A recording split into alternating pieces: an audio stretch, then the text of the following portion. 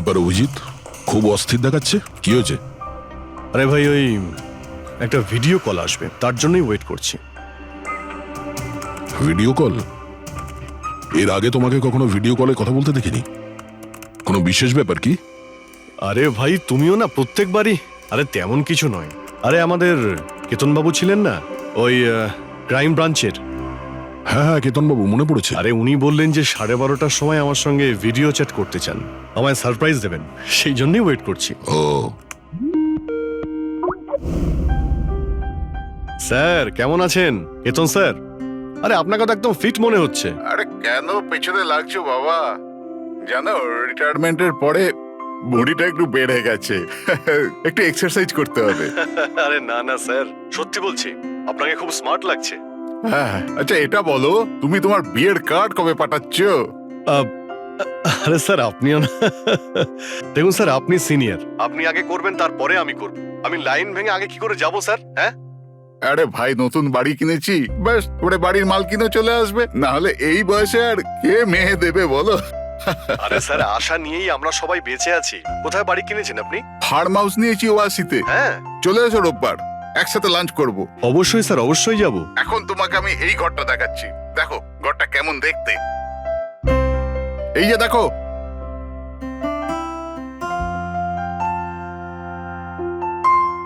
এবার আমি তোমাকে দেখাবো আমার স্টাডি রুম।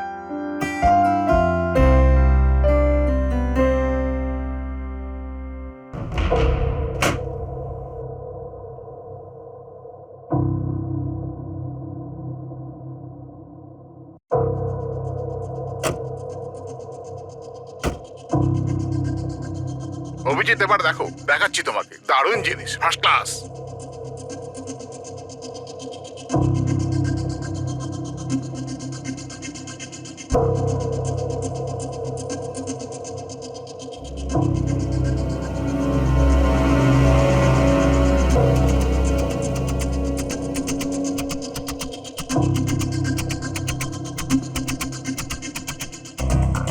দেখলে অভিজিৎ, এটা হলো আমার স্টাডি রুম। স্যার খুব ভালো হয়েছে, খুব ভালো। স্যার, রুমটা একটু খালি খালি লাগছে, যখন ফার্নিচার এসে যাবে রুমটা কিন্তু দারুণ লাগবে স্যার। স্যার কি হলো?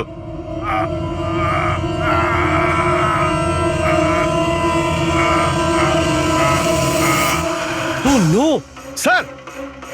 কি আরে হয়েছে? ভাই, স্যারকে কেউ ছুরি মেরে দিয়েছে। ছুরি মেরে দিয়েছে? কোথায়? কে মেরেছে ছুরি? বুঝতে পারছি না। কিন্তু তুমি তো ভিডিও চ্যাট করছিলে ওর সাথে, না? হ্যাঁ করছিলাম, কিন্তু হঠাৎ করে এই ছুরি কোথা থেকে এলো আর কিভাবে ওনার লাগলো কিছুই বুঝতে পারলাম না। কি?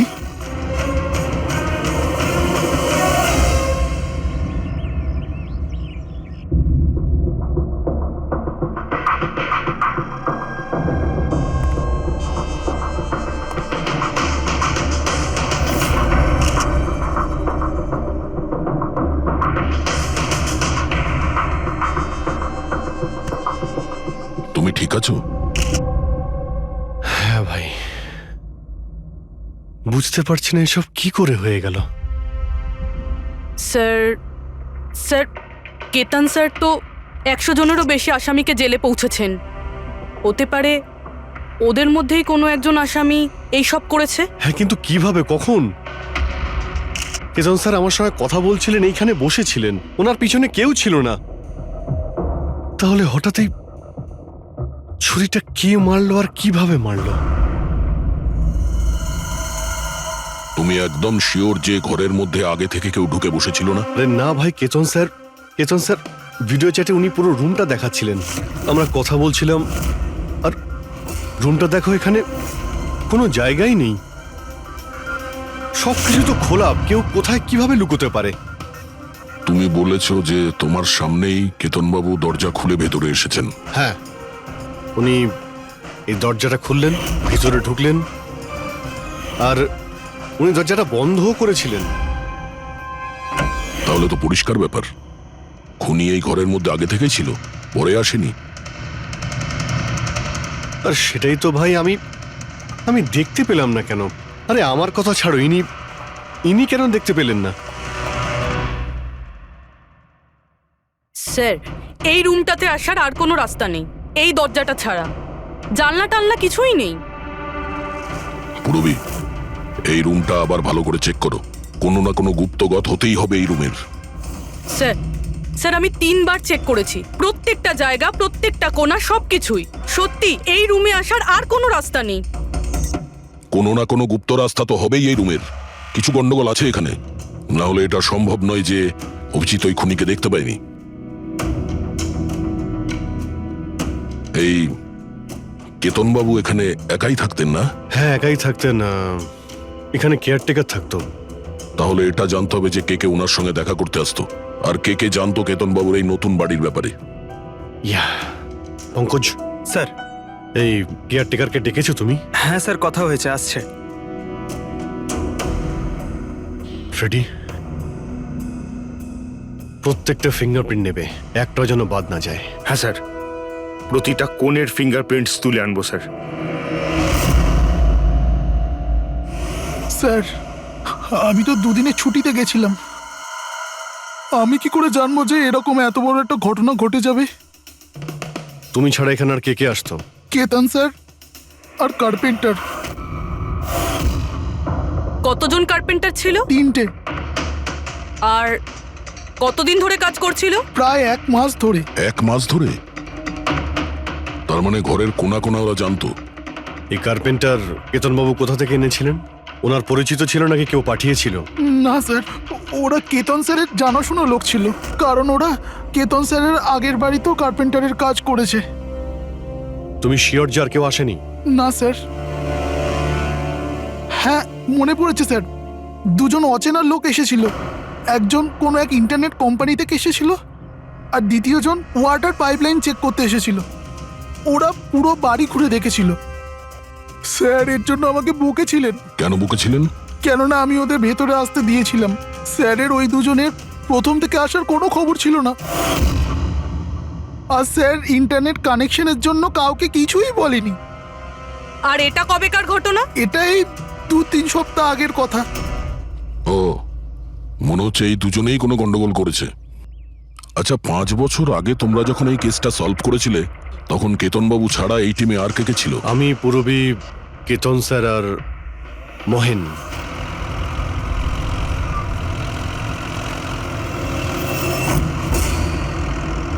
ওই মহিলার প্রাণের ঝুঁকি আছে, আর ওইখানে আশেপাশেই আছে। হ্যাঁ স্যার, তাড়াতাড়ি পৌঁছে যাব। আর 15 মিনিট লাগবে ওই ওয়ার্ড হাউস, আমরা এসেই গেছি।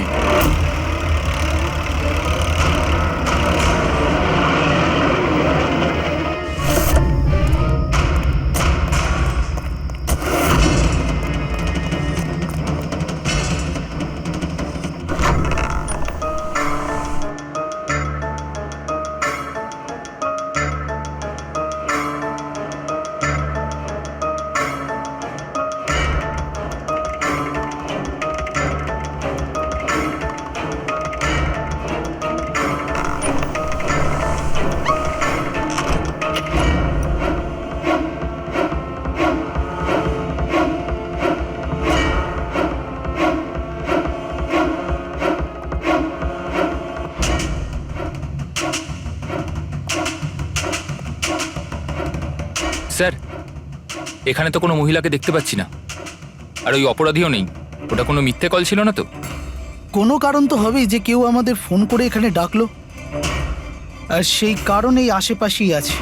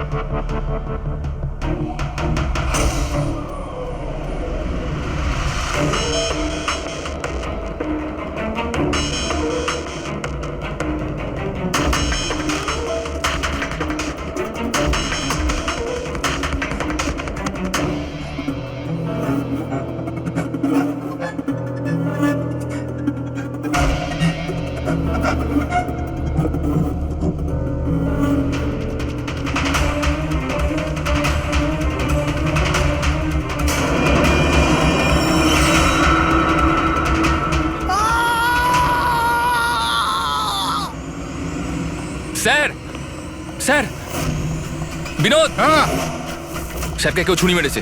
Sir sir oh no oh no, he is dead. তুমি দরজাটা দেখো, দরজা দেখো তাড়াতাড়ি। আরে দরজা তো ভেতর থেকে বন্ধ, তার মানে খুনি ঘরের ভেতরেই কোথাও আছে। ওদিকে দেখো, তুমি ভেতরটা দেখো, হ্যাঁ, তাড়াতাড়ি যাও। দেখছি।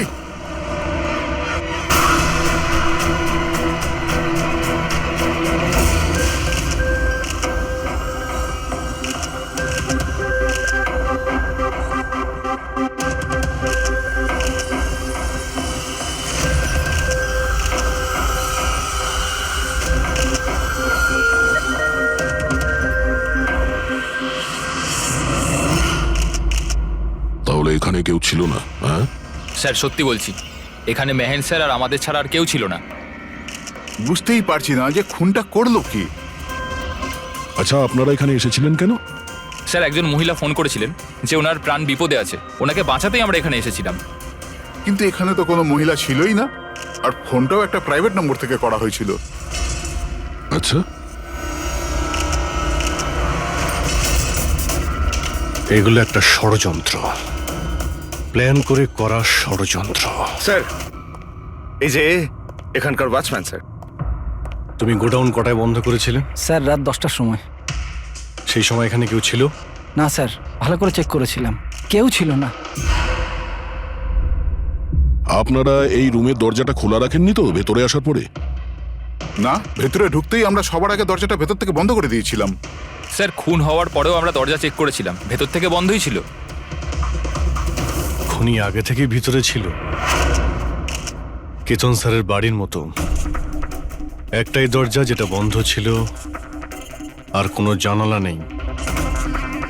তাহলে খুনি গেল কোথায়? স্যার আবারও একজন এমন অফিসারের খুন হয়েছে যাকে আমরা চিনি। আমার মনে হচ্ছে খুনিকে আমি চিনি। অভিজিৎ, তুমি কি করে খুনিকে চিনবে? তুমি তো দেখোইনি খুনিকে বার। বুঝে গেছি স্যার, আপনি কার দিকে ইঙ্গিত করছেন।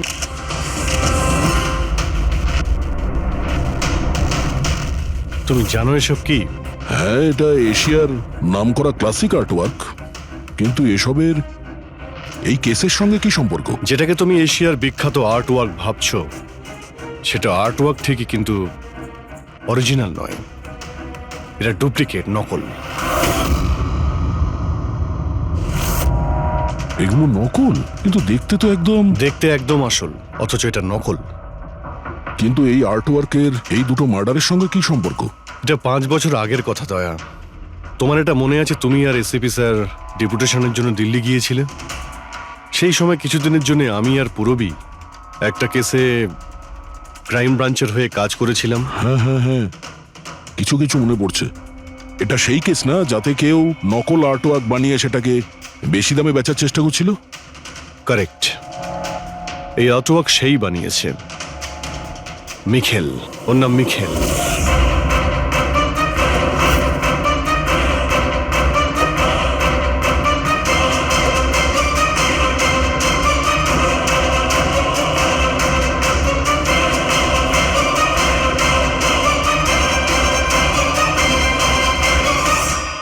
এমনটা নয় যে ওর প্রতিভা বাকি শিল্পীদের থেকে অনেক কম ছিল, তবে সত্যি কথা বলতে ও ওদের থেকে অনেক বেশি ট্যালেন্টেড ছিল।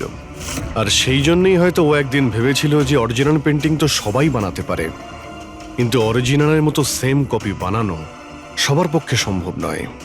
আর এই কাজে এত টাকা ছিল যে ওর আসল পেন্টিং বানানোর কোনোদিনও প্রয়োজনই হয়নি। ও কোটি কোটি টাকা ইনকাম করেছিল মহান আর্টিস্টের অরিজিনাল পেন্টিংয়ের নকল পেন্টিং বানিয়ে। আর ওর কাজ এতটাই ভালো ছিল যে কেউ বলতে পারতো না যে পেন্টিংটা আসল না নকল। অনেকবার তো 30-40 বছরের আগের ক্যানভাসের পেন্টিং করেছে ও, অথচ সেটা কারো পক্ষে ধরাই সম্ভব ছিল না। কিন্তু একদিন পরিস্থিতি এমন হলো, অনেক আর্ট প্রেমী যখন কোটি কোটি টাকা লস করলো, তখন ক্রাইম ব্রাঞ্চ মিখেলকে ধরার দায়িত্ব আমাদের 4 জন অফিসারকে দেয়। কেতন স্যার, মহেন, পুরবী আর আমি। মিখেলকে ধরা এত সহজ ছিল না, কিন্তু কথায় আছে না, পিঁপড়েকে ধরতে হলে মিষ্টির ব্যবহার করতে হয়। আর এই পিঁপড়ের মিষ্টি ছিল ওর পুরনো ক্যানভাস আর সেই কেমিক্যাল যেগুলো ও ব্যবহার করত 200 থেকে 250 বছরের পুরনো পেন্টিং তৈরি করতে। আমরা সমস্ত আর্ট গ্যালারি আর দোকানে নজর রাখতে শুরু করে দিই যেখানে এইসব জিনিস পাওয়া যেত। যারা এই সমস্ত জিনিস কিনতে আসতো তাদের পুরো ঠিকুজি কুষ্টি পার করতাম আমরা।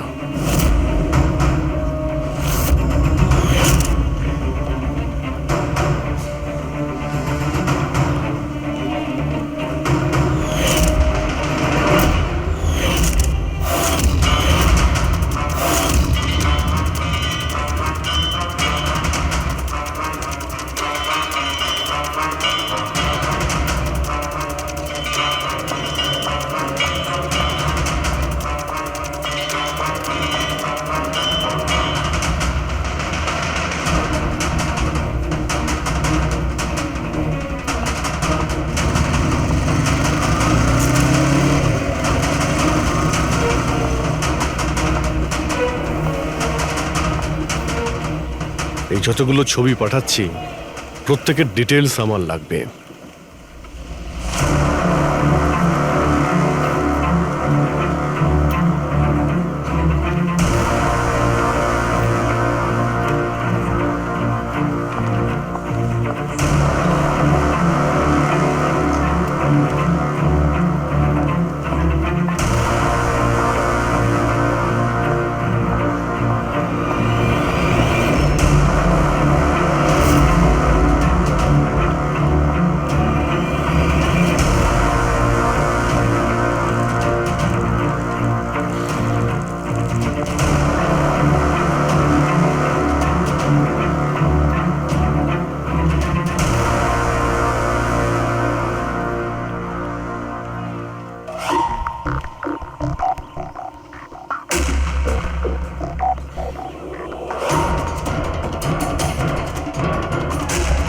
আর তারপরে 1 সপ্তাহ পরে আমরা এমন একটা মেয়েকে দেখলাম যে জিনিসপত্র তো কিন্তু তার কোনো আর্ট ব্যাকগ্রাউন্ড ছিলই না। নিশ্চয়ই কোনো গন্ডগোল আছে স্যার। এই মেয়েটা ব্যাংকে কাজ করে, এর এই জিনিসগুলো কেন প্রয়োজন পড়ে, তাও আবার প্রত্যেক দ্বিতীয় দিন? হ্যাঁ স্যার, এই মেয়েটার প্রবলেম তো আছে মনে হচ্ছে।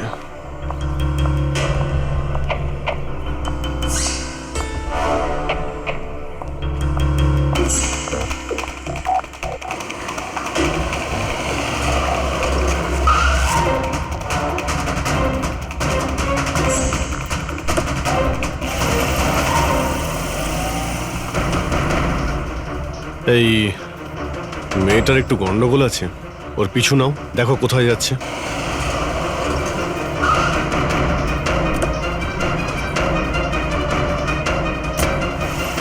স্যার আমি ওকে 3 দিন ধরে ফলো করেছি, কিন্তু কিছু জানতে পারিনি।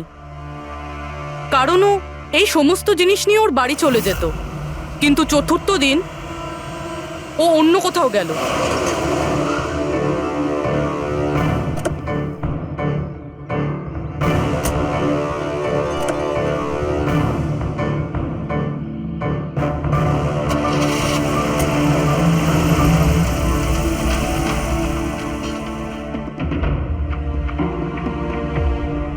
নিখিল, নিখিল, নিখিল,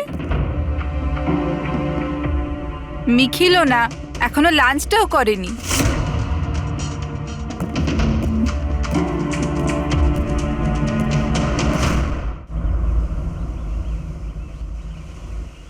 এখনো লাঞ্চও করনি?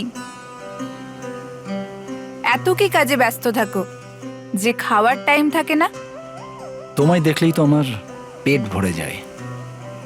জানো, বেবিকে মাখন লাগানোর না, এটা অনেক পুরনো আইডিয়া। মাখন নয়, সত্যি বলছি, তোমার মতো ভালোবাসতে পারে এমন জীবনসাথী কোথায় পাবো আমি, যে আমার জন্য নিজেকেও বিপদে ফেলতে পারে। আমি তো তোমার জন্য নিজের জীবনটাও দিতে। খবরদার, এরকম কথা যদি আরেকবার তুমি বলেছ, যদি তোমার কিছু হয়ে যায় না, আমি এই দুনিয়াটাকে আগুন লাগিয়ে দেবো। এত ভালোবাসো আমায়? নিজের থেকেও বেশি। যদি আমি কিছু চাই, তুমি আমায় দেবে? আমি জানি তুমি আমার থেকে কি চাইবে, যে আমি কেন সবকিছু ছেড়ে দিচ্ছি না। জানোই যখন তাহলে তুমি কেন ছেড়ে দাও না?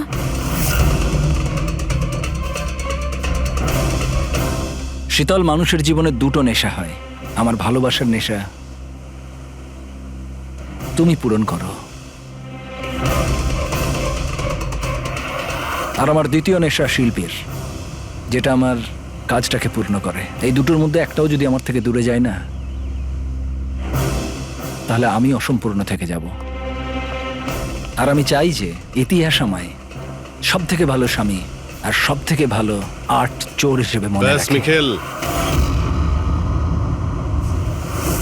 অনেক ইতিহাস লিখেছ, বাকি জীবনটা জেলেই কাটিও।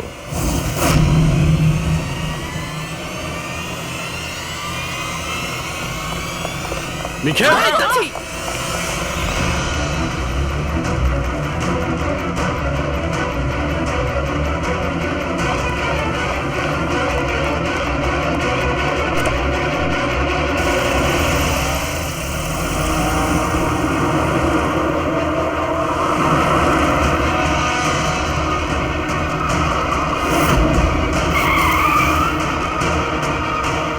প্লিজ আমার কথা শোনো, জেদ করো না। নিজেকে আইনের হাতে তুলে দাও প্লিজ। না, আমি করব না।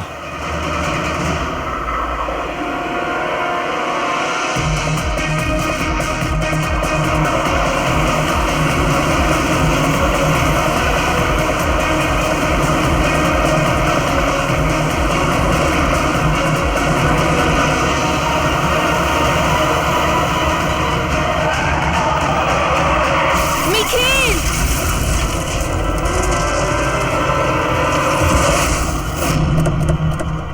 শীতল, মিখেল দাঁড়া, বলছি, দাঁড়া, শীতল! দাঁড়া। শীতল, চোখ খোলো, শীতল!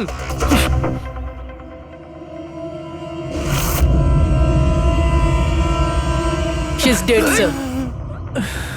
তোমাদের জন্য আমার শীতল আমাকে ছেড়ে চলে গেল। ছাড়বো না আমি তোমাদের। তোমার স্ত্রীর মৃত্যুর জন্য আমরা দুঃখিত, কিন্তু তার জন্য দায়ী আমরা নই, তুমি।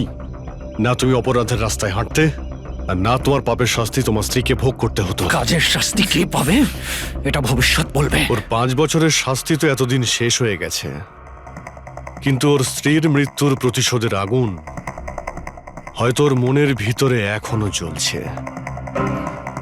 মানে কেতনবাবু আর মেহেনের পরে ওর টার্গেট এখন পুরবি আর তোমার ওপর। কারেক্ট। কিন্তু স্যার, ও এসব করছেটা কি করে? কারণ নজরে পড়ছে না কেন? এবার এই রহস্যের পর্দা তো মিখেলই তুলতে পারবে। ও তোমার আর আমার কোনো ক্ষতি করার আগে মিখেলকে আমাদের ধরতেই হবে। স্যার, স্যার কেতন বাবুর বাড়ি থেকে যে ফিঙ্গারপ্রিন্টস গুলো পেয়েছিলাম, হ্যাঁ, ওটা কারোর সঙ্গে ম্যাচ হয়েছে? স্যার ওই ওয়াটার পাইপলাইনে যে কাজ করে সে নির্দোষ হলেও যে লোকটা ইন্টারনেটের কাজ করে সে খুব গোলমেলে। এই ইন্টারনেটের লোকটা কে? Sir Ramen sir. Sir sir পুরনো পাপি স্যার। এই তো 6 মাস আগে ও অথর রোড জেল থেকে ছাড়া পেয়েছে স্যার। Arthur road jail? ওই মিখেলকে তো ওই জেলেই রাখা হয়েছিল। তার মানে ওই জেলেই এই অপরাধের প্ল্যানিংটা করা হয়েছিল, মিখেল আর ওই রমন জোব মিলে নিয়ে। তুই নিশ্চয়ই আবার জেলে যেতে চাইবি না? না স্যার, আমি দ্বিতীয়বার জেলে পাঠাবেন না স্যার। যদি আজ আমি মিখেলকে না পাই তাহলে তোকে এখানেই পুঁতে দেবো। না স্যার, মিখেল আমার সাথে এখানেই দেখা করতো, এখানেই দেখা করতো। আমি সেখানেই নিয়ে যাচ্ছি আপনাদের। আমার মিখেলকে চাই, ব্যাস। হ্যাঁ স্যার, ওখানেই নিয়ে যাচ্ছি আপনাদের।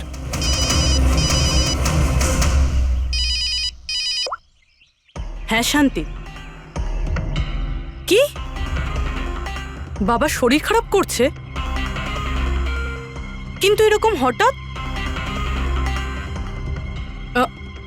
আমি তো কেসের ইনভেস্টিগেশন করতে এসেছি। কি হয়েছে? স্যার ওই বাবা একটু অসুস্থ হয়ে পড়েছে। ওই শান্তি নার্স যে আমার বাবার দেখাশোনা করে, সেই ফোন করেছিল। ঠিক আছে, তুমি যাও, আমরা দেখে নিচ্ছি। কিন্তু স্যার। যাও, আর কোনো প্রয়োজন পড়লে ফোন করবে।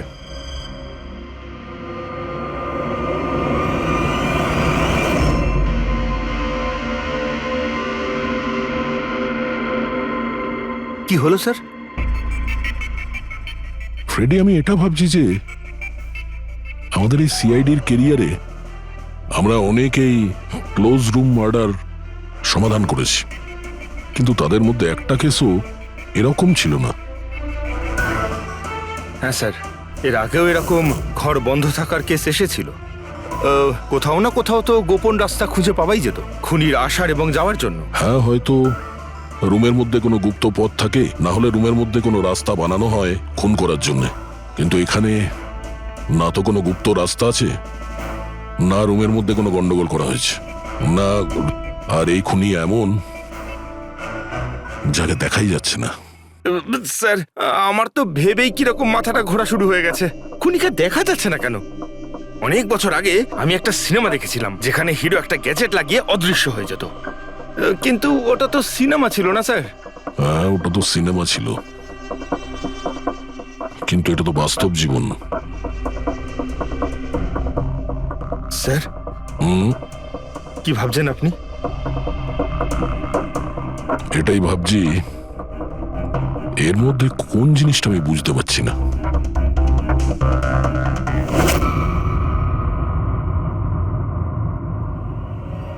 ও মাই গড, তার মানে এই ব্যাপার।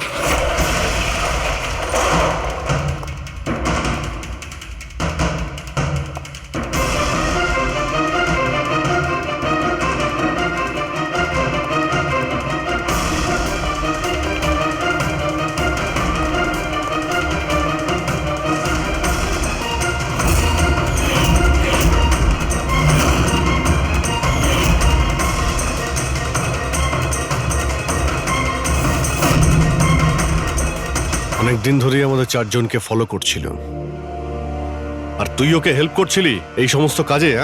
হ্যাঁ স্যার।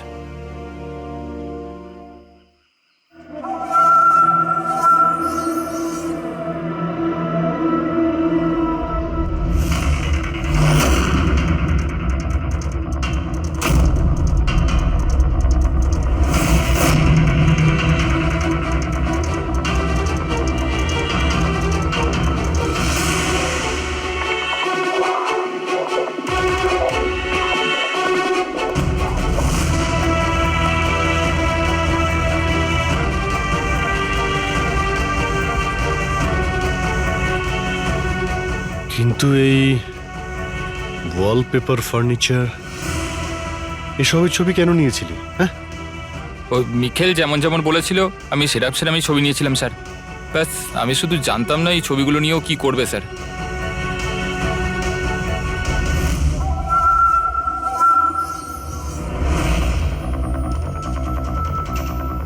তাহলে কি এই ছবির মধ্যেই লুকিয়ে রয়েছে খুনের রহস্য?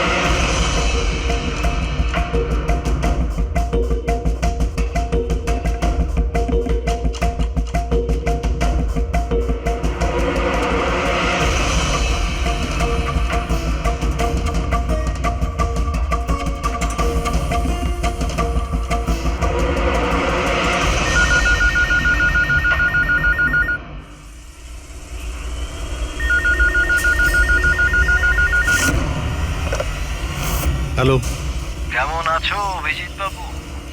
মিখেল, ব্যাপার, এতদিন পরেও তুমি আমার গলার আওয়াজ ভুলোনি। এমনিতে আমি জানতাম যে তুমি আমার বাড়ি পর্যন্ত নিশ্চয়ই পৌঁছবে। ইন্টেলিজেন্ট তুমি, কিন্তু সরি, তোমাকে স্বাগত জানাতে আমি বাড়িতে ছিলাম না। তোকে স্বাগত তো জানাবে সিআইডি, যখন আমরা তোকে আরেকবার ধরে জেলে নিয়ে যাব। জেল তো আমি তখন যাব না যখন তোমাদের নজরে আমি আসব। তার আগে এই ধাঁধাটা তো সমাধান করো যে আমি তোমাদের এমনিতে নজরে কেন আসছি না। কি হলো, কি ভাবনায় পড়ে গেলে? হ্যাঁ, আমি জানি তুমি ইন্টেলিজেন্ট, কিন্তু এতটাও ইন্টেলিজেন্ট নও যে এই কেসটাকে সমাধান করো। কেসটা তো তোমার আর পুরবীর মৃত্যু দিয়েই শেষ হবে। মিখেল, রাগ নয় অভিজিৎ বাবু, রাগ করে কেন নিজের বিপি বাড়াচ্ছ? চলো একটা ছোট্ট তোমায় হিন্ট দিয়ে দিই। আমায় তুমি সেখানেই দেখতে পাবে যেখানে এই গল্পের শুরু হয়েছিল, যেখানে শীতলকে তুমি আমার থেকে ছিনিয়ে নিয়েছিলে। পুরবি মারা যাওয়ার আগে তো নিশ্চয়ই পৌঁছতে পারবে। মিখেল, মিখেল, হ্যালো পঙ্কজ, তুমি এক্ষুনি পুরবীকে ফোন করো, ওকে বলো বাড়িতে থাকতে, বাইরে বের না হতে। ও কি হলো স্যার? আচ্ছা, আমি যেটা ভাবছি সেটা যদি ঠিক হয় তাহলে জানা যাবে যে খুনি এগুলো কিভাবে করলো। কিভাবে? আশ্চর্য তো, বাবা তো পুরোপুরি সুস্থ আছে, তাহলে তাহলে শান্তি ফোন করে আমাকে ডাকলো কেন? আর নিজেও তো বাড়িতে নেই। ফোন করলাম, ফোনটাও ধরছে না।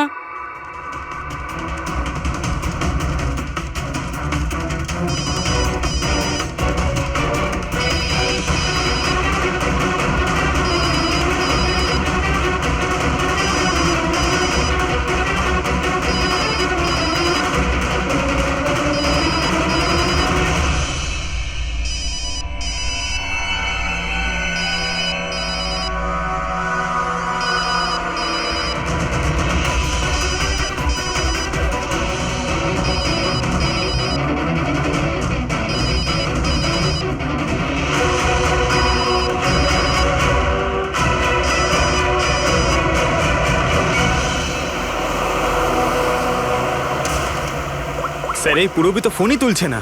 কি ফোন তুলছে না? কোনো প্রবলেম নেই তো? স্যার মিখেল ওর কাছে পৌঁছে যায়নি তো? হতে পারে ওই যে ফোনটা এসেছিল ওর বাড়ি থেকে ওর বাবার শরীর খারাপের ব্যাপারে, হতে পারে ফোনটা মিখেলই করেছিল। স্যার পুরবির কিছু হবে না তো?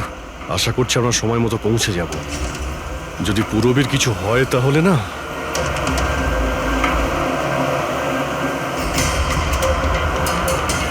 এসে গেছি। এটা সেই জায়গা যেখানে মিখেলের ওয়াইফ মারা গিয়েছিল।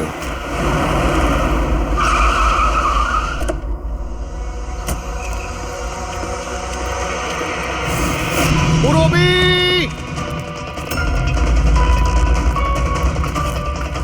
পুরবি!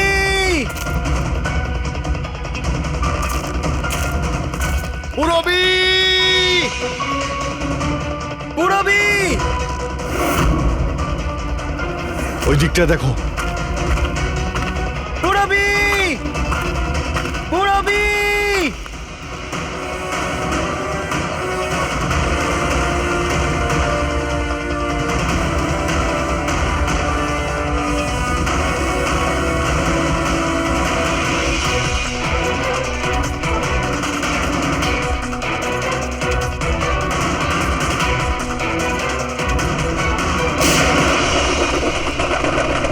পুরবি!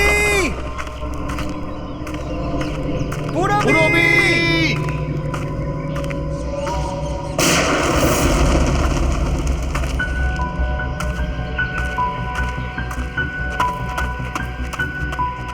স্যার হ্যাঁ পঙ্কজ, জানি না স্যার কে গুলি চালালো।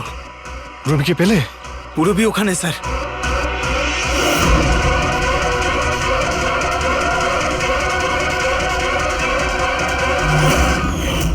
ও নো! পঙ্কজ, অ্যালার্ট থাকবে।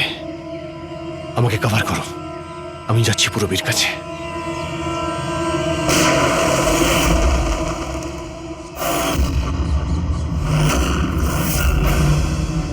ভয় পেও না অভিজিৎ, এখনো মরেনি।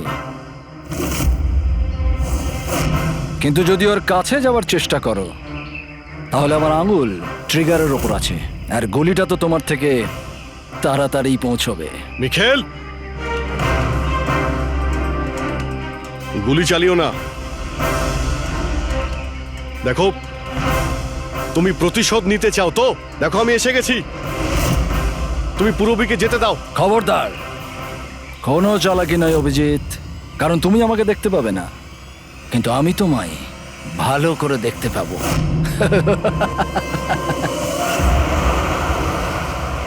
অভিজিৎ, আমার কথা মন দিয়ে শোনো, তুমি একদম রিয়াক্ট করবে না। তুমি এই মিখেলকে দেখতে পাবে না।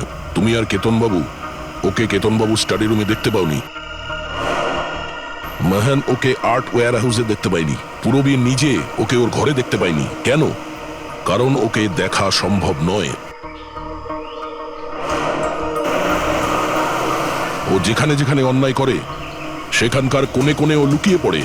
ওই রুমে, ওই ডেকোরেশনে ও এমন ভাবে লুকিয়ে পড়ে কেউ বলতেই পারবে না যে ও আর্ট পিস না একজন মানুষ। কেতনবাবুর রুমে ও ও ওয়ালপেপার হয়ে গেছিল, ওয়ালপেপার।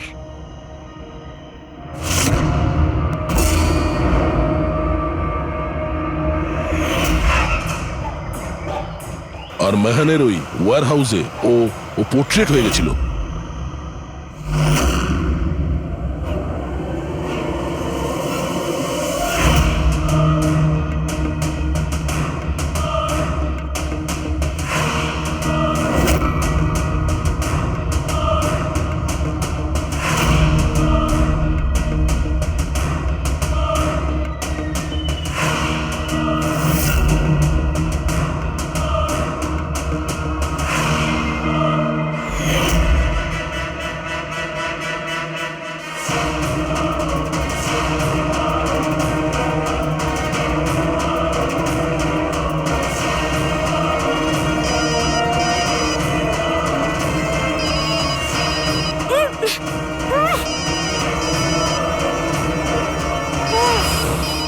এটা আমি তখনই বুঝতে পারলাম যখন ওয়্যার হাউসের ক্রাইম সিনের ফটোগুলো আমি দেখলাম। তখনই আমার নজর ওই পোর্ট্রেটের আঙুলের উপর গেছিল।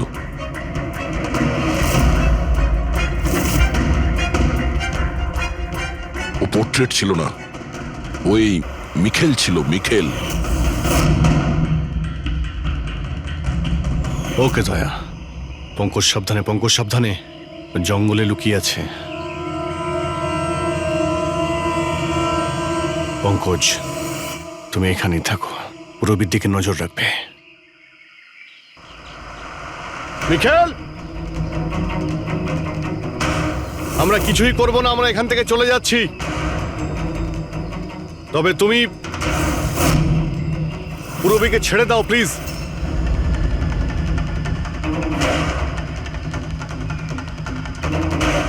দেখো, এসব করে আর কোনো লাভ নেই। আমি এখানে এসে গেছি, তুমি তুমি বলো কোথায় যেতে হবে, আমি চলে যাচ্ছি। বাস, আগে এগোবে না অভিজিৎ, আমার সাথে গেম খেলা বন্ধ করো। ঠিক আছে, ঠিক আছে, গুলি চালিয়ে কোনো লাভ নেই, আমরা এখান থেকে চলে যাচ্ছি।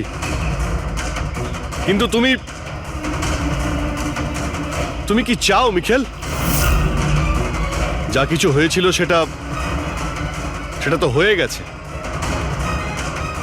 কিন্তু এসব করে তুমি কি পাবে? হ্যাঁ,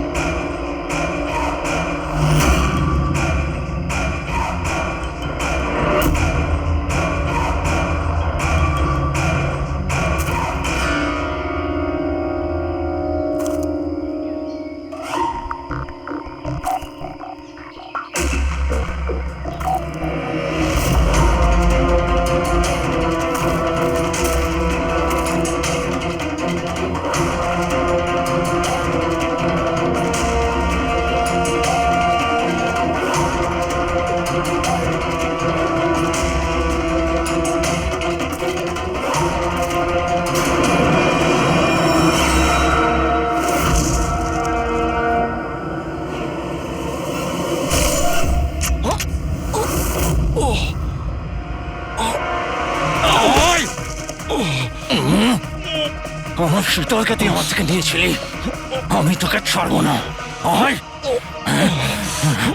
আমার শীতলকে দূরে করেছিলি।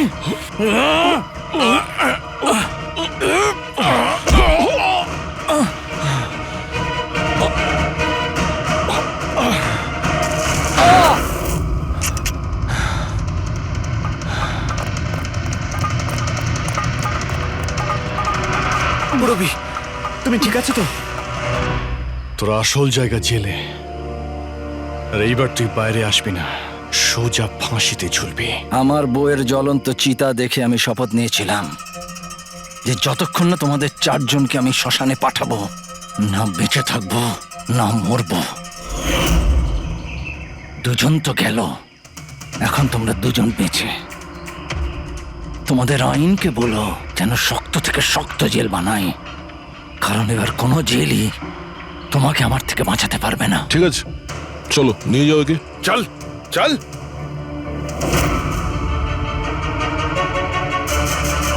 আসবো, ফেরত আসবো।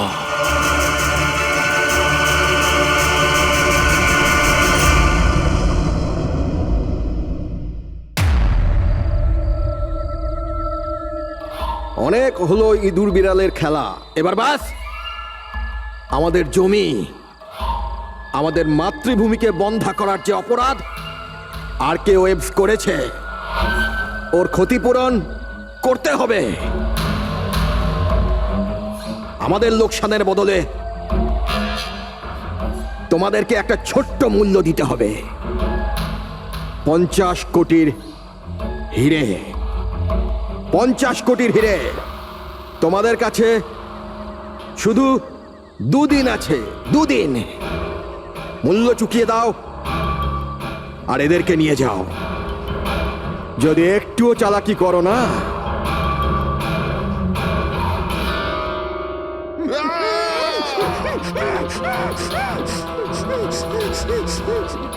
এটা হুমকি নয়, এটা হুঁশিয়ারি। টাকা যদি না পৌঁছয়, প্রথম 24 ঘন্টায় একজন আর দ্বিতীয় 24 ঘন্টায় দ্বিতীয় জন।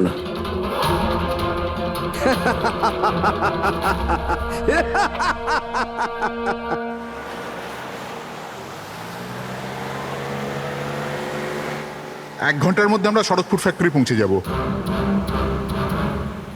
এই দেখো, কালকে গ্রামের লোকজন ফ্যাক্টরিতে আবার ঝামেলা করেছে, পাথরও ছুঁড়েছে আর কিছু লোকদের ক্ষতিও করেছে। এরা কেন বুঝতে পারে না এরা আমাদের সাথে জিততে পারবে না? ফালতু ঝামেলা, এতে তো কিছুই পাওয়ার নেই। হ্যাঁ, যদি মেনে নিত তো লাভ এদেরই হতো। আরে ভাই, আমি তো বলবো এটা বোকা। আরে কোম্পানি এত ভালো সুযোগ দিচ্ছিল, নিয়ে নিতে পারতো। না, নিজেদের জেদে চলবে, আন্দোলন চালিয়ে যাচ্ছে। জানি না কি চায় এরা।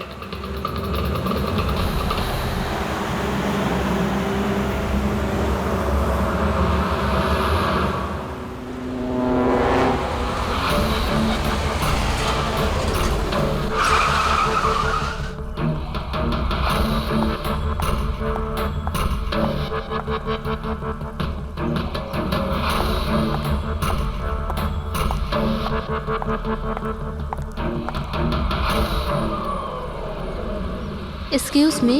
ইয়েস। আসলে আমার কার্ডটা খারাপ হয়ে গেছে, আপনারা একটু দেখবেন? হ্যাঁ হ্যাঁ, নিশ্চয়ই।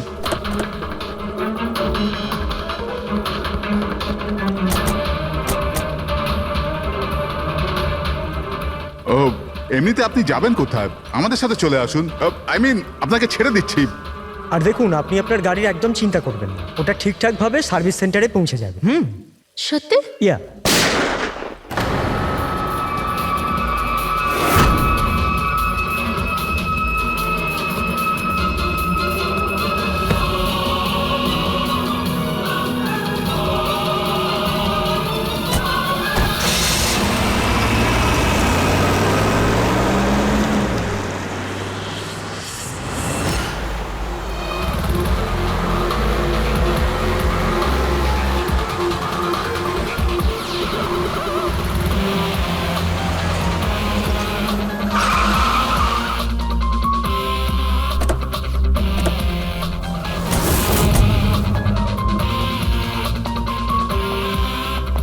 স্যার, গাড়ির নম্বর থেকে জানতে পেরেছি যে ড্রাইভার আরকেওয়েবস কোম্পানির ড্রাইভার।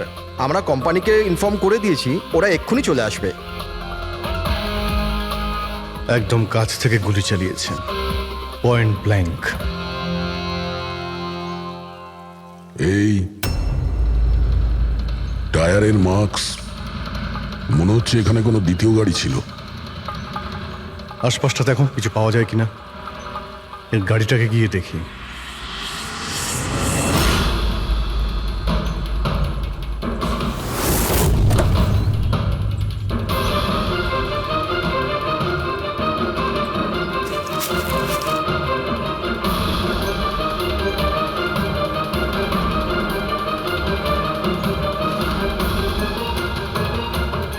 তিনটে ল্যাপটপ আছে গাড়ির ভেতরে।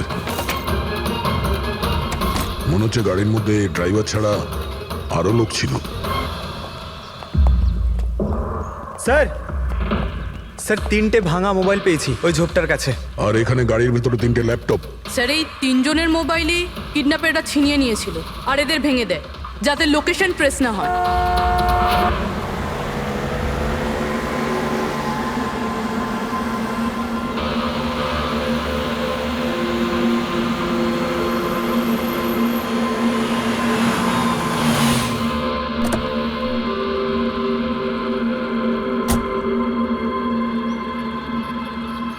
এক্সকিউজ মি, আপনি আগে আমি বিক্রান্ত, আর কে ওয়েবস কোম্পানির সিইও, আর ইনি হচ্ছেন আমাদের chief functional officer Malini. Hello sir. কে কে ছিল এই গাড়িতে আপনি জানেন? অভয়, মুরলী আর সঞ্জীব, ওই 3 জন আমাদের টপ এক্সিকিউটিভ ছিলেন। আমাদের অফিসের কাজে সড়কপুর গেছিলেন। দেখুন, আমাদের মনে হচ্ছে যে এই 3 জনকে অপহরণ করা হয়েছে। ও মাই গড।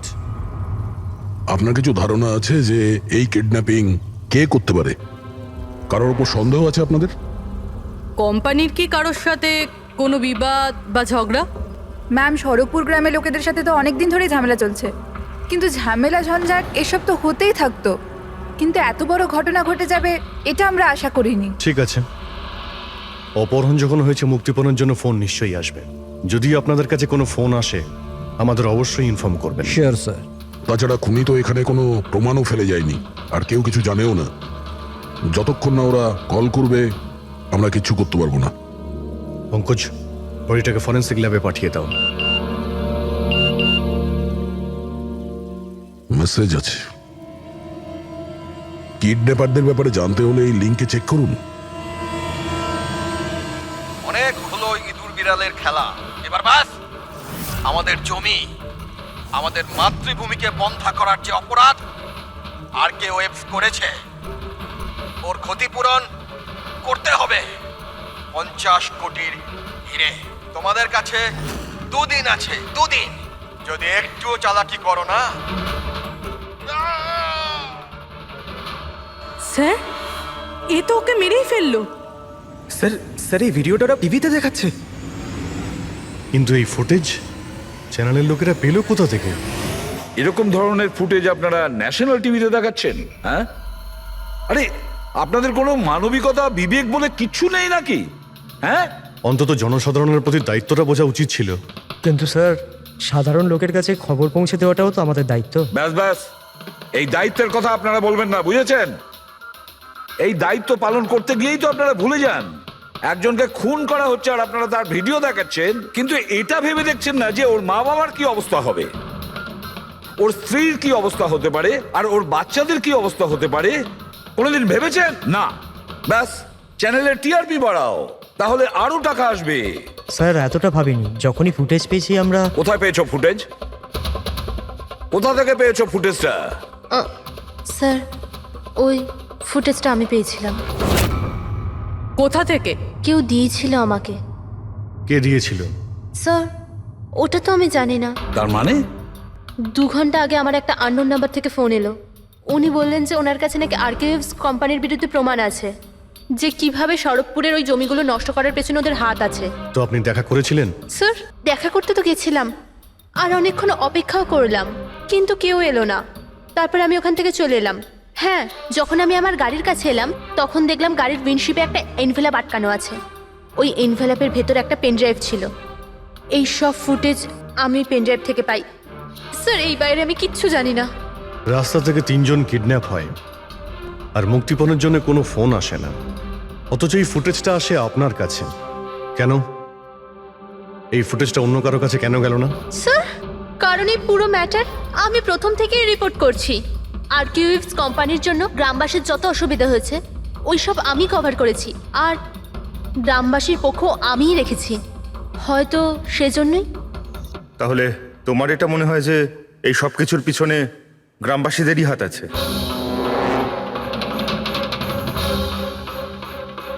জানি না স্যার, এই ম্যাটার 2-3 বছর ধরে চলছে। গ্রামবাসী প্রোটেস্টও করেছিল, হুমকিও দিয়েছিল, এমনকি পাথরও ছুঁড়েছিল। কিন্তু গ্রামবাসী সত্যি সত্যি এরকম কিছু করতে পারে এই বিষয়ে আমার কোনো আইডিয়া নেই। আমরা ঠিক খুঁজে বের করব, ঠিক খুঁজে বের করব এর পেছনে কে আছে। কাউকে আমরা ছাড়বো না।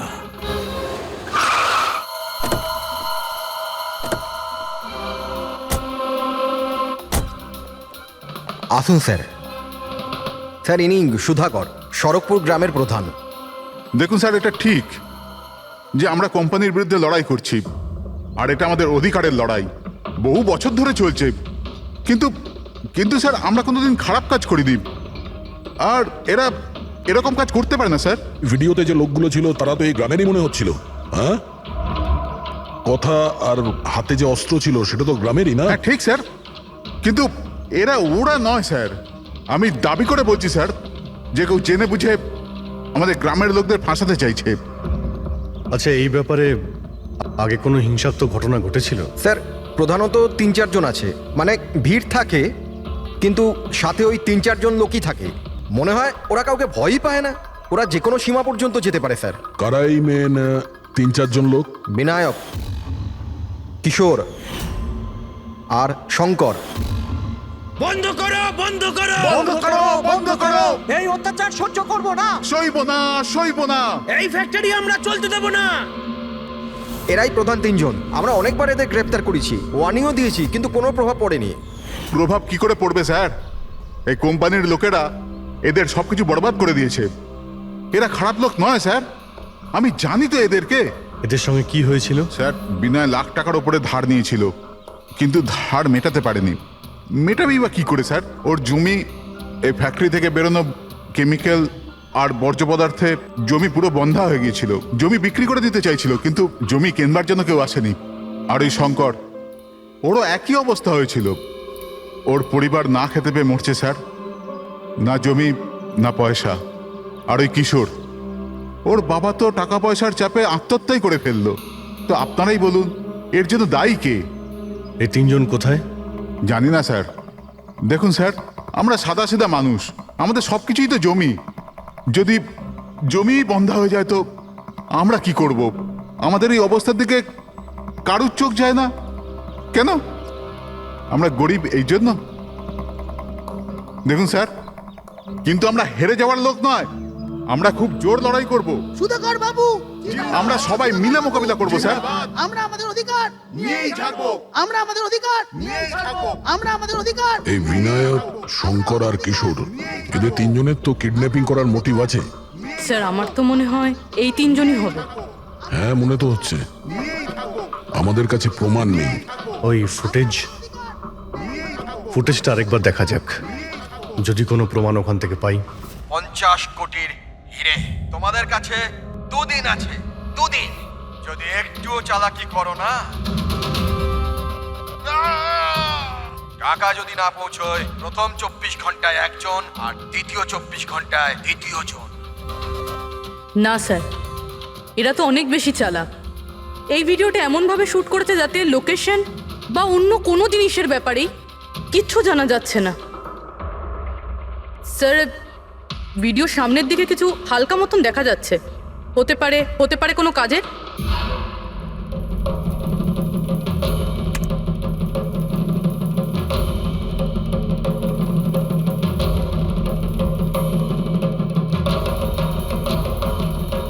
পাথর, একটু স্টপ করো, জুম করো।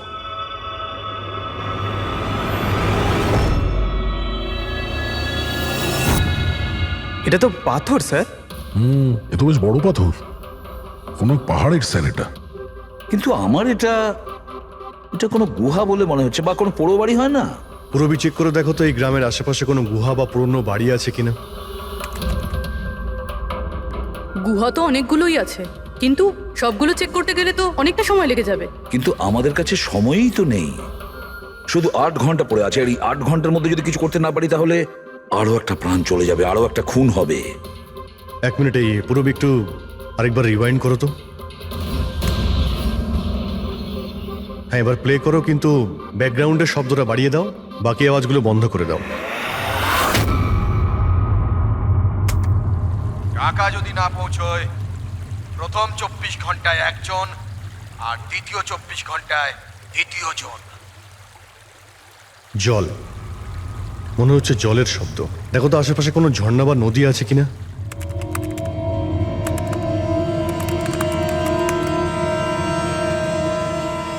ইয়েস স্যার, একটা নদী তো আছে।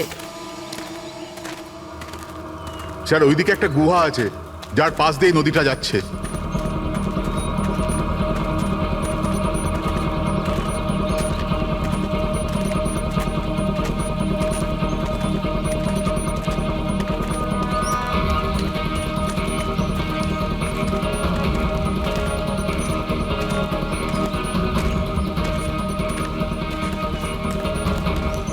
স্যার ওই যে গুহা, ওই দেখুন।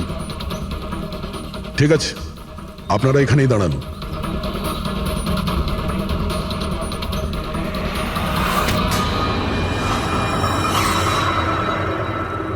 চল চল,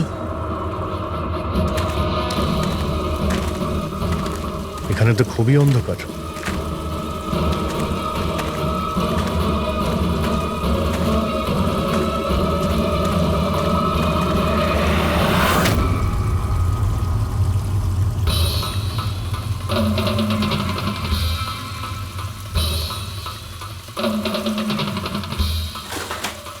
ঠিক জায়গাতে এসেছি, কিন্তু আসতে দেরি হয়ে গেছে।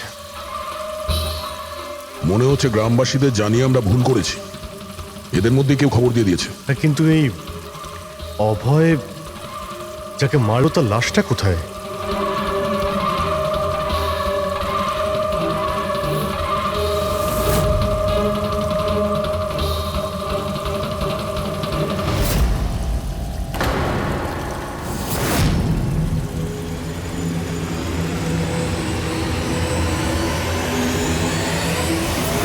ও নো, অভয় এ তো মারা গেছে। কিন্তু এটা কি 6 PM? স্যার, আমার মনে হয় যে আমাদের কাছে আর কোনো উপায় নেই, আমাদের ওদের ডিমান্ড মেনে নেওয়া উচিত। কি বলছেন আপনি? একবার ওদের কথা শুনলে বারবার তোরা এটাই করবে? আপনারা কতবার ওদের ডিমান্ড পূরণ করবেন? তাহলে স্যার আমরা আর কি করতে পারি? মানুষের জীবন টাকার থেকে অনেক বড়, তাই না? নিঃসন্দেহে, নিশ্চয়ই, কিন্তু এই কথার কে গ্যারেন্টি দেবে যে হিরে পাওয়ার পরে ওরা ওদের দুজনকে ছেড়ে দেবে? কোনো গ্যারেন্টি আছে? হতেও তো পারে ওরা আর বেঁচেই নেই, হতেই তো পারে ওই লোকেরা ওদের আগেই মেরে দিয়েছে। কারণ কিডন্যাপিং এর কেসে বরাবরই এরকম হয়। দেখুন, ওরা বেশি দিন লুকিয়ে থাকতে পারবে না। গতবার তো ওদের কাছে আমরা পৌঁছেই গিয়েছিলাম, ব্যাস একটু দেরি হয়ে গিয়েছিল। স্যার, কিন্তু এই কথা কি গ্যারেন্টি আছে যে এইবার দেরি হবে না? যারা কিডন্যাপ হয়েছে তারা আমাদের সাথে কাজ করতো, তাদের ফ্যামিলিজকে আমরা কি জবাব দেব যে আমরা মেনে নিয়েছি ওরা মারা গেছে তাই আমরা পয়সা দিতে চাইছি না? এনার পরিচয়? স্যার, এ হলো প্রীতি, আমাদের কোম্পানির পিআর হেড। স্যার, আপনি বলুন যে কোম্পানির এমপ্লয়িজরা কোম্পানির দায়িত্ব নয়? ওরা কোম্পানির কাজে গেছিল, সেখানে গিয়ে ওরা সমস্যায় পড়েছে, আর যদি ওদের কিছু হয়ে যায় তাহলে স্যার আমরা ওদের কি জবাব দেব? হ্যাঁ স্যার, আর ওই ভিডিওটার জন্য আমাদের কোম্পানির কত বদনাম হয়ে যাচ্ছে, আমাদের কোম্পানির শেয়ারসের দাম পড়ে যাচ্ছে। আর এই সময় যদি আমরা টাকার দিকটাই দেখি, তাহলে না আমরা ওদের জীবন বাঁচাতে পারবো, না এই কোম্পানিকে। I think she is right sir. এবার আপনি ঠিক করুন আপনি কি করবেন। আমার মনে হচ্ছে তোমরা দুজনে ঠিক কথাই বলছো।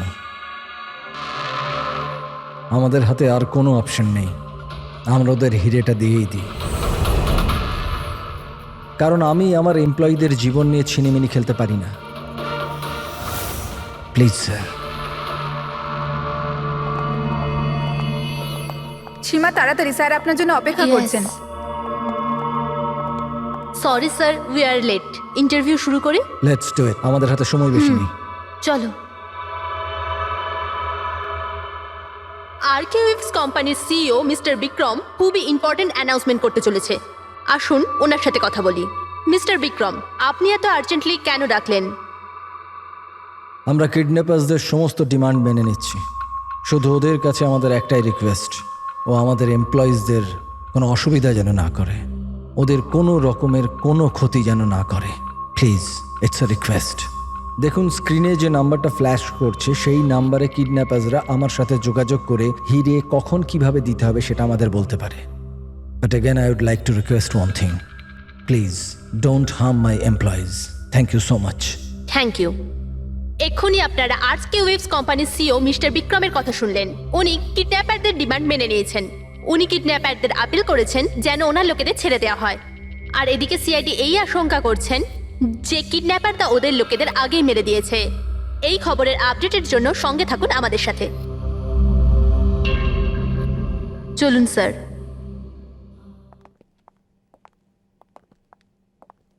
Hello sir. Sir, interview on air হয়ে গেছে। ঠিক আছে, এই নাম্বারটা তুমি সার্ভিলেন্সে পাঠিয়ে দাও, যে কোনো সময় ওদের ফোন আসতে পারে। হ্যালো, আমি কিডন্যাপার বলছি। কিডন্যাপার?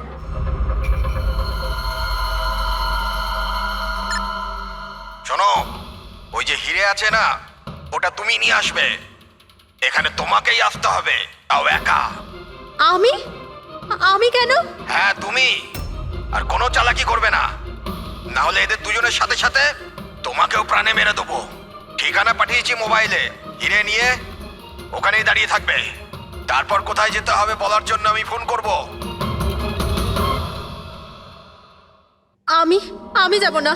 আপনারা প্লিজ অন্য কাউকে পাঠিয়ে দিন। দেখো, ভয় পেও না, তোমার কিচ্ছু হবে না, আমরা আছি তো।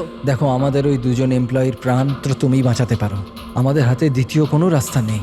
কিন্তু আমি কেন যাব? হ্যাঁ, যদি ওই লোকগুলো আমাকে মেরে দেয় তো আমার ফ্যামিলির কি হবে? না, আমি যাব না। আমি বলছি তো তোমার কিচ্ছু হবে না, জাস্ট রিল্যাক্স, ওকে? এই ট্যাবলেটটা খেয়ে নাও, এতে তোমার স্ট্রেস কম হবে। নাও।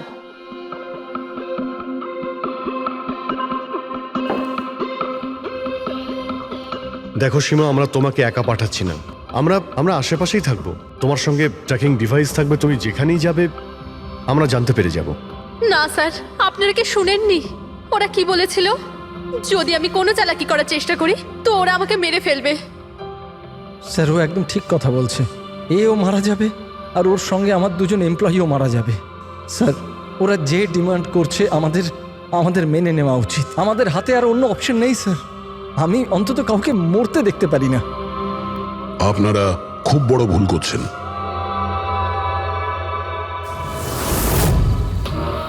জল, কেউ জল তো দিন অন্তত। দেখুন, আমার অ্যাজমা আছে, আমাকে আমার ওষুধটা দিন। আরে ওষুধ নয় তো, আমার চোখটা তো খুলে দাও, আমার দম বন্ধ হয়ে আসছে, প্লিজ আমাকে খুলে দাও। ছেড়ে দাও আমাদের। দেখো, তোমরা টাকা তো পেয়েই যাবে। চুপ, একদম চুপ। এই নিয়ে যাও ওকে, না হলে প্রাণে মেরে দেবো।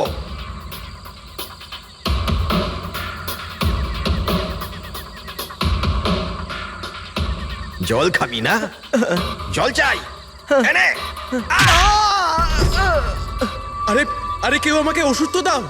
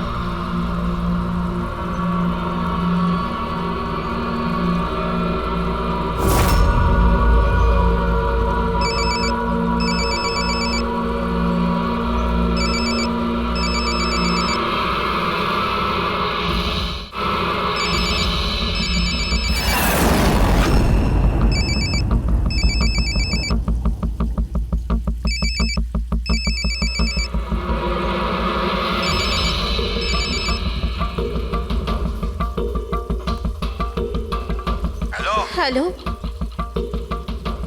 এখান থেকে বাঁদিকে যাও, সামনে 200 মিটার পর কাঁচা রাস্তা পাবে, ওটা দিয়ে এগিয়ে যাও।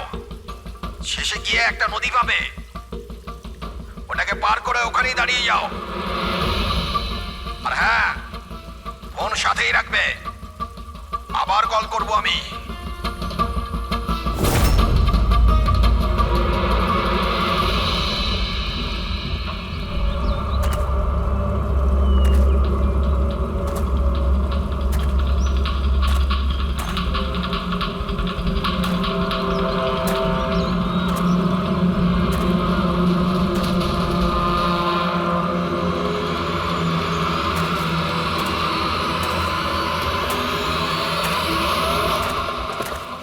এই সীমার গল্পটা তো এই কেসে নতুন মোড় নিয়ে এলো।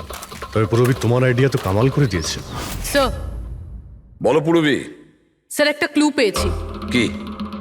এই সীমা এমনি এমনি নিউজটা কভার করছিল না, আসলে এ ওই গ্রাম থেকেই বিলং করে।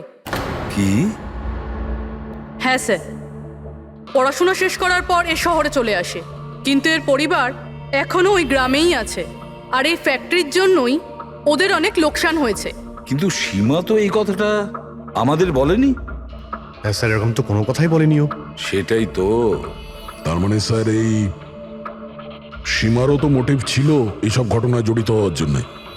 হ্যাঁ, হতেই পারে। ওই পেন ড্রাইভটাই ওই পেয়েছিল, ওই কিডন্যাপাররা ফোন কলে ওকেই করেছিল। হ্যাঁ স্যার, আর কিডন্যাপাররাও হিরে পৌঁছানোর জন্য ওকেই বেছে নিয়েছিল। ওই সীমাকে কোথাও একা যেতে দেওয়া যাবে না, ওর ওপর কড়া নজর রাখতে হবে, এমন ভাবে যাতে ও কোনো মতেই বুঝতে না পারে, ও যেন কোনোভাবে জানতে না পারে। আর না ওই কিডন্যাপারদের। হ্যাঁ,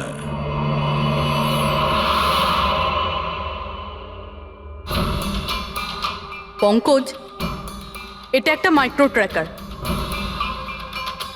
ব্যাস, এইবার এটা যে কোনোভাবে এই ক্যাপসুলটা সীমাকে খাওয়াতে হবে। আমাদের কাজও হয়ে যাবে, আর ও বুঝতেও পারবে না।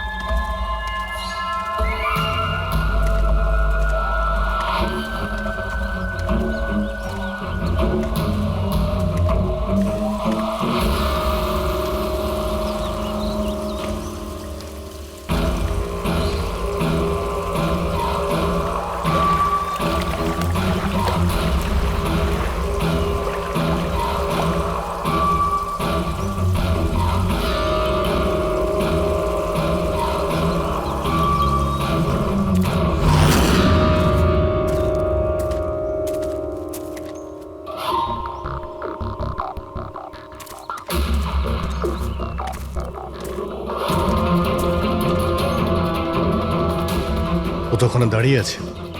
অ্যালার্ট থাকো সবাই, যখন তখন আসতে পারে ওরা।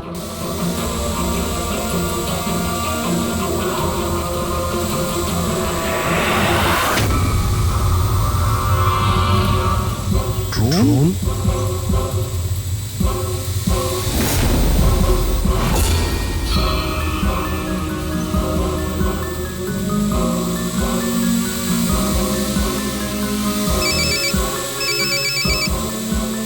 হ্যালো, একটা কাজ করো, তোমার হাতে যে হিরের পাউচটা আছে ওটা ড্রোনে বেঁধে দাও।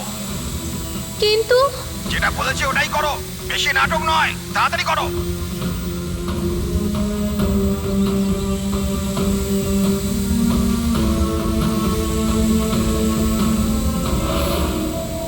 হিরে তো ড্রোনে বেঁধে দিচ্ছে।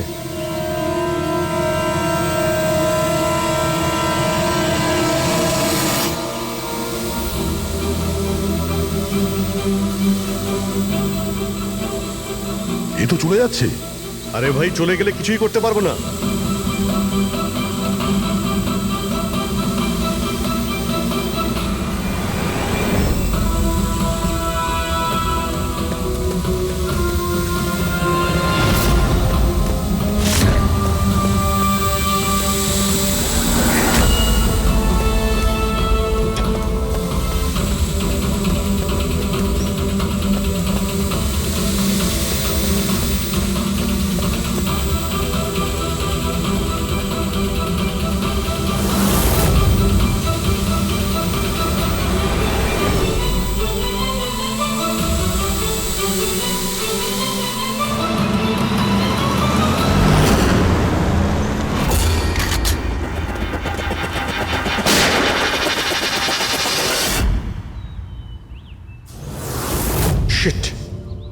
স্যার, এবার তো হিরেও ওদের কাছে আছে।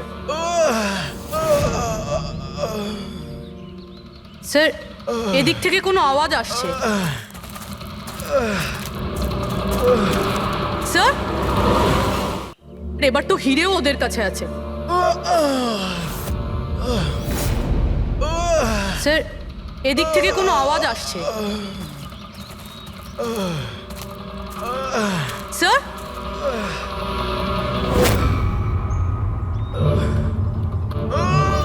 সঞ্জীব,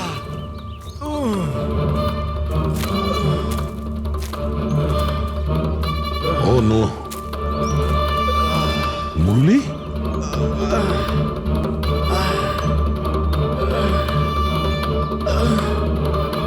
জাকিরা অন্তত বেঁচে তো আছে, মনে হচ্ছে যাওয়ার সময় ফেলে দিয়ে গেছে। হ্যাঁ মিস্টার বিক্রান্ত, এই সঞ্জীব আর মুরলি এদেরকে আমরা পেয়ে গেছি, কিন্তু ওদের দুজনের অবস্থা খুব খারাপ। আপনারা একটা কাজ করুন, আমাদের কোম্পানির গেস্ট হাউস পাশেই আছে, ওদের ওখানে নিয়ে আসুন। সমস্ত মেডিকেল ফ্যাসিলিটিস ওদের ওখানেই দেওয়া হবে। ঠিক আছে স্যার, এই সঞ্জীব আর মুরলি, কমপক্ষে এদের জীবনটা তো বেঁচে গেল। হ্যাঁ, কিন্তু ওরা কারা ছিল? কারা ছিল ওরা? একজনকে মেরে ফেলেছে ওরা, 50 কোটি টাকার হিরে চুরি করেছে, প্রায় ধরা পড়ে গিয়েছিল, কিন্তু ফসকে বেরিয়ে গেল। আর আমরা কোনো সূত্রই পেলাম না, একটাও সূত্র পেলাম না। পুরবি কিছু জানতে পারলে যে এই তিনজন লোক, বিনায়ক, শঙ্কর আর কিশোর, এই দুদিন কোথায় ছিল? স্যার, পুলিশ ওদের ওপর নজর তো রেখেছিল, কিন্তু স্যার এই বিনায়ক এ কিছুক্ষণের জন্য উধাও তো হয়েছিল। আচ্ছা, কোথায় গিয়েছিল কেউ জানে না। কিন্তু এই কাজটা গ্রামের লোকেদের হবে এটা মনে হচ্ছে না। গ্রামের লোকেরা কি এইসব ইউজ করতে পারবে? মানে এই ড্রোন এগুলো ইউজ করা? অভিজিৎ, আজকাল এই ড্রোন কেনাটা কোনো ব্যাপার না, ইন্টারনেটে পাওয়া যায়, যে কেউ কিনতে পারে স্যার। যাই হোক, পঙ্কজ তো গেস্ট হাউসে আছে, একবার যদি সঞ্জীব আর মুরলির জ্ঞান ফিরে আসে, পুরো ব্যাপারটাই পরিষ্কার হয়ে যাবে। সঞ্জীব আর মুরলি, এবার আমাদের সবকিছুই ওই সঞ্জীব আর মুরলির ওপর রয়েছে।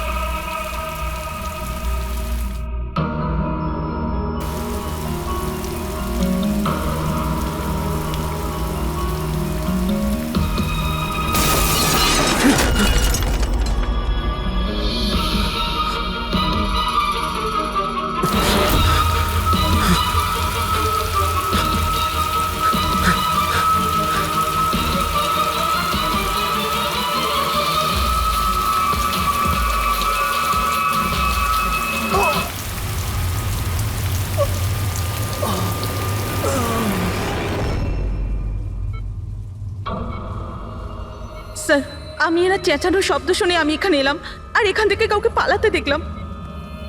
স্যার আমরা তো ভেবেছিলাম যে সব কিছু শেষ হয়ে গেছে, সব কিছু ঠিক হয়ে গেছে। স্যার ওরা তো হিরেটাও পেয়ে গিয়েছিল, তাই না? তাহলে এই খুন দেখুন না স্যার, মুরলি এখনো কত শক পেয়ে আছে। আপনাদের মধ্যে কেউ কি ওর মুখটা দেখতে পেয়েছিলেন?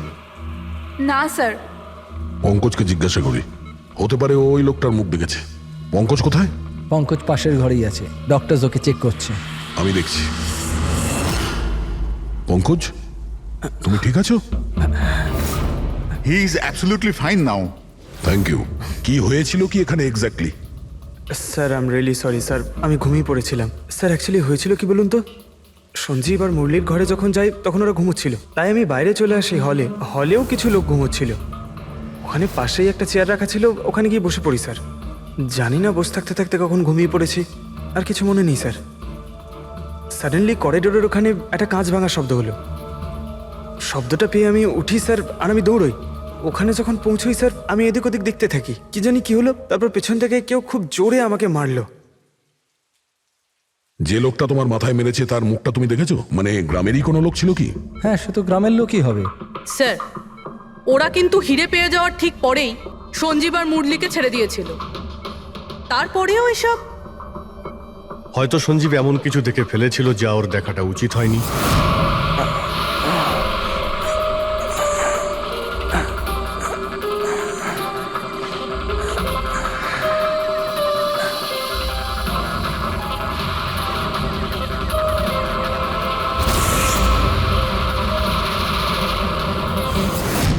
ওদের বিপদ হতে পারতো, সেই জন্যে। স্যার সঞ্জীব যদি এরকম কিছু দেখেই ফেলে, তাহলে সঞ্জীবকে আগেই কেন মেরে ফেললো না? তখন মারতে পারেনি বলেই তো এখন মেরে গেল। সমস্ত রুম বন্ধ ছিল, তো খুনি কাঁচ ভেঙে ভিতরে ঢুকেছিল না?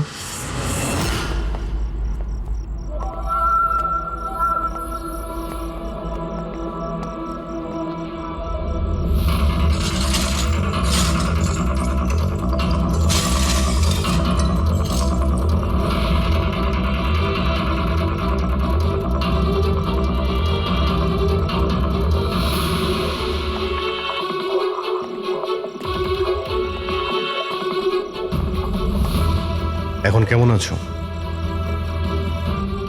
কাঁচটা তো বাইরে থেকেই ভেঙে দিয়েছে।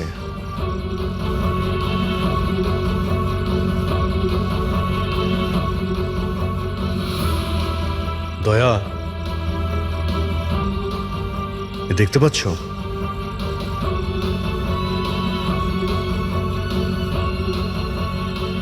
এটাই ব্যাপার। মেরে দিয়েছে, সঞ্জীবকে মেরে দিয়েছে, আর এরা আমাকেও ছাড়বে না। কিচ্ছু হবে না তোমার। যদি মারতেই হতো তোমাকে, তাহলে ও ওখানেই মেরে দিত।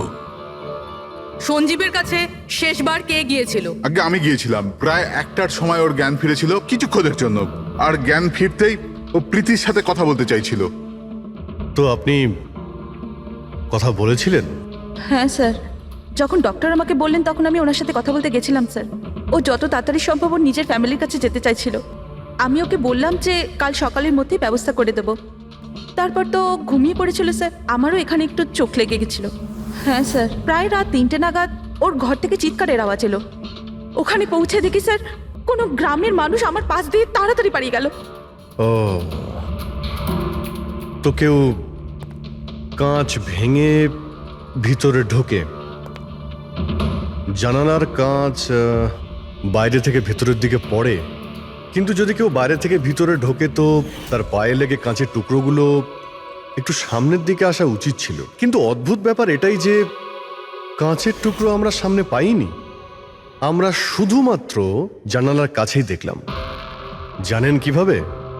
ওটা এইভাবে যে কেউ জানলা থেকে ভেতরে আসেইনি, সির্ফ কাঁচ ভেঙে জানলার ও ওখান থেকে পালিয়ে গেছে। এ কিরকম কথা বলছেন আপনারা? যদি কেউ রুমের ভেতরে নাই আসে, তাহলে সঞ্জীবের খুন হলো কি করে? করেনি, খুন সে করেনি।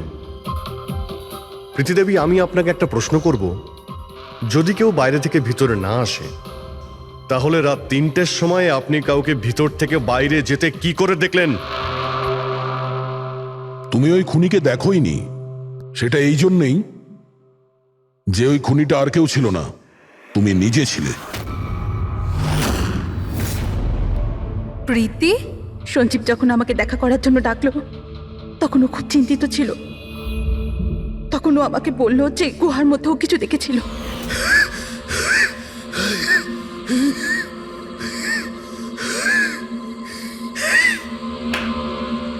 আরে কেউ জল তো খাওয়াও।